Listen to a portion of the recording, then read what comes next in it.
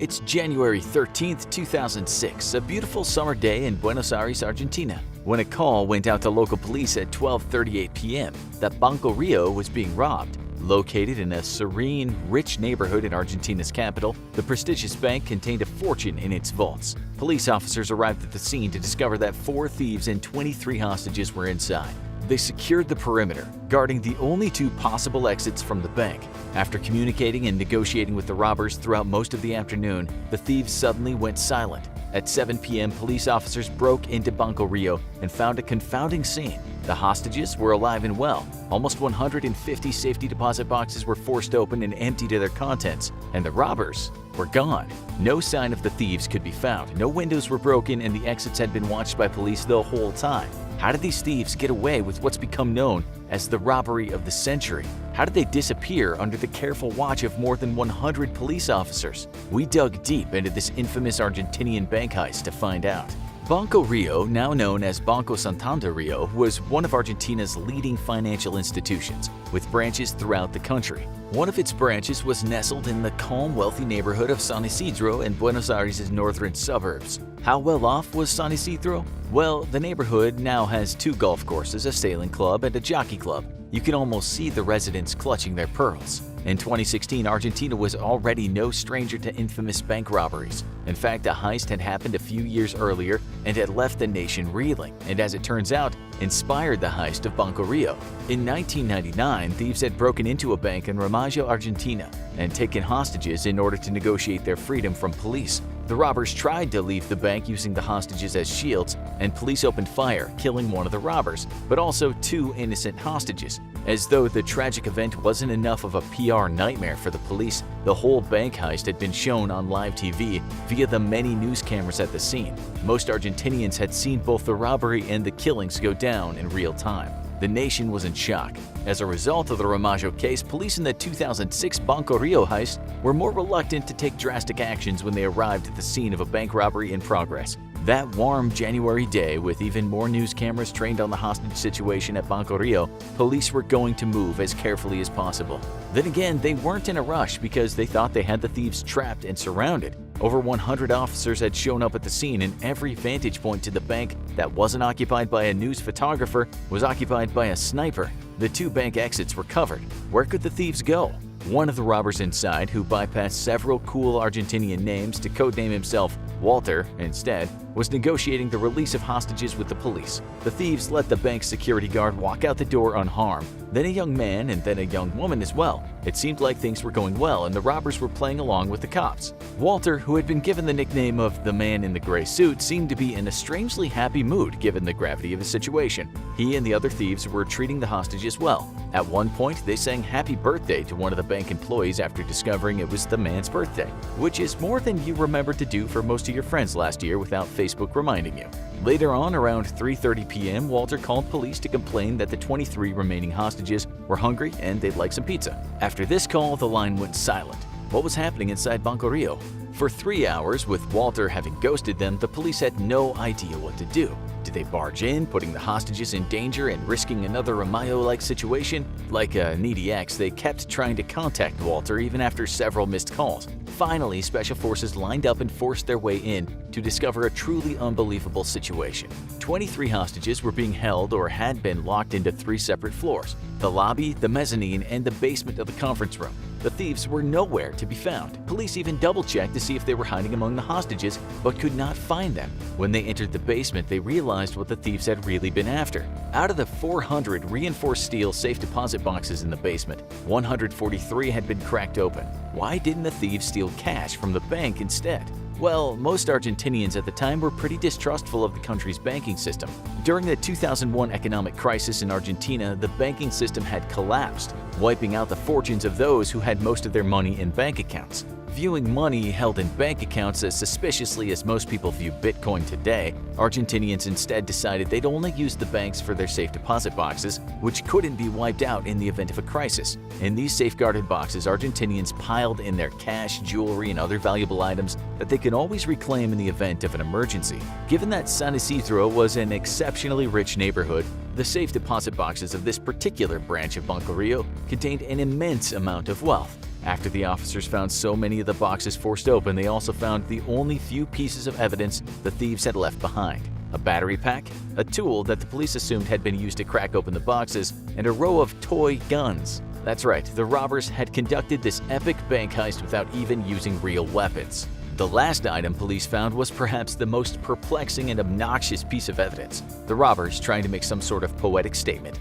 left behind a note that read, "In a neighborhood of rich people without weapons or grudges, it's just money, not love." Argentinians throughout the country lacking Netflix at the time had been watching the whole robbery unfold for hours from their televisions, and now saw that the thieves had pulled off an impossible escape as well. Public opinions and rumors in Argentina almost immediately depicted the robbers as Robin Hood-like folk heroes. After all, they had stolen from the rich, hadn't harmed anyone, and given the money to, well, it seemed like they'd given it to themselves. But still, their heist was somewhat ingenious. So who was at the center of it all? And how had they executed and gotten away with such a perfect heist? Well, the mastermind behind the robbery of the century turned out to be a man named Fernando Araujo. You see, the Ramayo bank heist had made an impression on Araujo, who thought that the robbers had almost pulled off the perfect heist, but botched it all up when they tried to leave. One day, when Araujo was a few bong hits deep and talking to a dear friend, he thought of the obvious. What if the robbers never had to leave? What if instead they disappeared through a hole? Araujo's friend, Sebastian Garcia Bolster, agreed that this sounded like a crazy yet perfect plan. However, he didn't pay his friend's theory much attention, as Bolster was neither a criminal or in any dire financial straits. Also, most people don't take grand stoned plans seriously. Araujo and Bolster had grown up together in an upper-middle-class neighborhood also located in the northern suburbs of Buenos Aires. And while Araujo sometimes dabbled in hobbies on the wrong side of the law, Bolster enjoyed a completely legal lifestyle. Bolster had a wife and a child and was mechanically inclined, repairing mostly small engines for money and tinkering around with inventions. Araujo, on the other hand, had a very impulsive and somewhat eccentric lifestyle, teaching martial arts occasionally to pay the bills while also cultivating marijuana for money. He was a free-spirited artist who was dealing with a recent breakup, as many free-spirited artists do, melodramatically. He decided he needed to remove the world from his personal space, so he blacked out the windows of his loft. According to others, Araujo ate relatively little and slept whenever the mood hit him.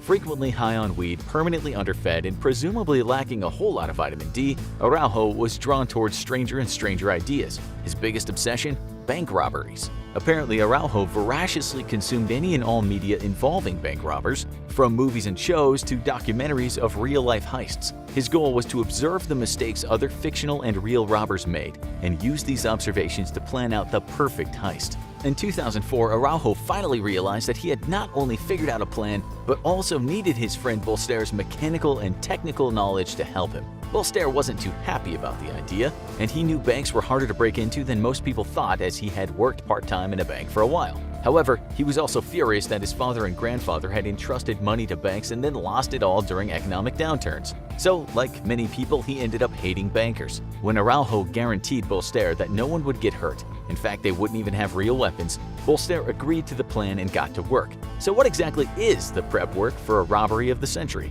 Thanks partly to its temperamental weather, Buenos Aires has plenty of storm drains underneath the streets that lead directly out to the river. The robbers would enter one that ran close to the bank and then dig up a tunnel to connect it to the bank itself. However, bypassing the bank's nighttime alarm system would be a huge challenge, much more difficult than digging a hole. So how would the thieves turn off the bank's alarm system? Simple, by not tripping it at all. The thieves would rob the safe deposit boxes in the bank's basement in the daytime when the alarm wasn't set. But the bank was swarmed with people. How would they enter a bank during the workday and not draw attention to themselves, emptying the safe deposit boxes? In Araujo's mind, the answer was even simpler. Stage a fake bank robbery upstairs to cover the real bank robbery going on in the basement. Some say the phrase, "it's so crazy it just might work," was born that day. The duo then proceeded to assemble a crew of experienced thieves, financiers, and misfits they'd need to pull off the job, presumably in an Ocean's 11-style montage. Enter an experienced bank robber named Doc and his associate Ruben Alberto de la Torre, nicknamed Beto. They were former members of an Argentinian group of armed bank robbers known unimaginatively as Super Banda. Another fixer and getaway driver were added to the crew. Araujo also found a financer and problem solver in retired rich Uruguayan thief Luis Mario Vitet Searas, who invested $100,000 into the operation. What did they need the money for? Well, Bolster had come up with a way to get into the bank. spend a lot of time and energy tunneling through, and find a relatively unobtrusive way to get the safe deposit boxes open so they wouldn't be heard from upstairs. Bolster decided to rent a safe deposit box at another Banco Rio branch, noted down the brand name, and ordered a few boxes himself to find the best way to open them. He concluded that a jackhammer punching through the locks would do the job, and could be kept to a reasonable noise level. He built a jackhammer that could be transported in pieces to the bank, assembled there, and then taken apart. However, as anyone who's seen The Italian Job or almost any heist movie knows, getting a lot of valuable heavy goods out of the location you're robbing presents its own challenge. Since the thieves were going to drop back down into water-filled drains, getting the goods into Zodiac boats seemed like a good idea, but the water level was usually too low to hold up the loaded-down boats. However, since Bolster couldn't make it rain, no more puns we swear, he naturally decided he'd build a wooden dam in his shop, disassemble it, and reassemble it in the storm drain over several days. The morning of the heist, the 7 men met for coffee, because apparently even bank robbers need caffeine to start their day, and then dispersed to start the heist of the century. Bolster headed to the storm drains to make his way toward the bank underground. Julian Zayo Echevarria drove the getaway car to a pre-arranged meeting spot. Vitet and a mystery man named Luis the Uruguayan drove a stolen car to the garage under the bank, while the rest of the men drove another stolen car to the bank itself. Beto and Doc headed in first, with Beto waving around a toy gun he had stolen from his 9-year-old son that morning. Shockingly, this worked, and everyone in the bank immediately dropped to the floor. Araujo left another stolen car outside the bank purposely to make it look like a getaway vehicle, so police would think they had found the robbers' escape plan. Araujo walked into the bank in a baseball cap, ski mask, long blonde wig, sunglasses, and how he managed to avoid weird looks on the sidewalk before entering is anyone's guess. Meanwhile, Bolster had reached the end of the tunnel he had dug and was just chilling in the dark underneath the bank. Doc went down, broke the basement wall separating the bank from Bolster's tunnel, and let Bolster in to help with the robbery, unbeknownst to anyone inside the bank. This was because Luis and Beto had already subdued and isolated the hostages. Vitet then took on the persona of Walter to deal with the cops that had just arrived, in order to make the police believe that the robbers had been caught in a heist gone wrong. Araujo's plan was somewhat brilliant. The thieves were basically staging a visible botched bank robbery upstairs to cover the invisible robbery happening in the basement. Vitet even released a few hostages, one after the other, to make the police think they'd had the upper hand and could get the rest of the hostages through negotiation alone. The whole crew had been told they had 2 hours to get in and out. Bolster assembled his jackhammer-like contraption in 20 minutes and spent another hour and a half opening safe deposit boxes. After Vitet got the signal from Araujo to come downstairs, he told the cops to order pizza and then went down in the basement, telling the hostages if they moved, they'd be killed. Beto and Vitet helped Bolster stuff the valuables into bags, while Araujo and Doc sprayed bleach to destroy any DNA and threw around fistfuls of hair from a barbershop floor to confuse the police even further, as you do in a bank heist.